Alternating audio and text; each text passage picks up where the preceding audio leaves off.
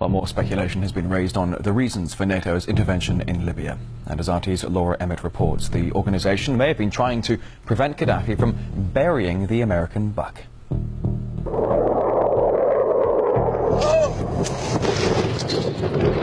According to some, it's about protecting civilians.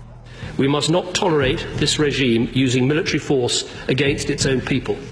Others say it's about oil. The only reason they're interested with Libya is about the oil. You'd think we'd be in Iraq if the major export there was broccoli.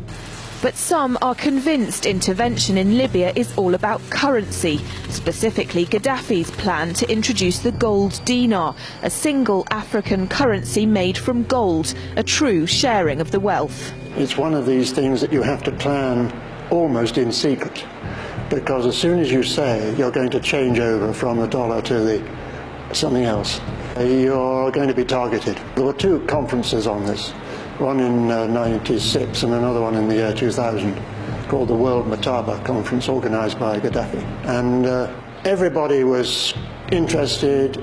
I think most countries in Africa were keen. Gaddafi didn't give up. In the months leading up to the military intervention, he called on African and Muslim nations to join together to create this new currency that would rival the dollar and euro. They would sell oil and other resources around the world only for gold dinars.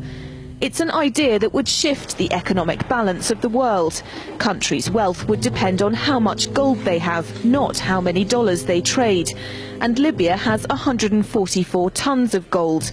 The UK has double that, but 10 times the population. If Gaddafi had an intent to try to reprice his oil or whatever else the country was selling in the global markets and accept something else as a currency, or maybe launch a gold dinar currency, any move such as that would certainly not be welcomed by the power elite today who are responsible for controlling the world's central banks. So yes, that would certainly be something that would cause his immediate dismissal and the need for other reasons to be brought forth for removing him from power. It's happened before. In 2000, Saddam Hussein announced Iraqi oil would be traded in euros, not dollars. Sanctions and an invasion followed. Some say because the Americans were desperate to prevent OPEC from transferring oil trading in all its member countries to the euro.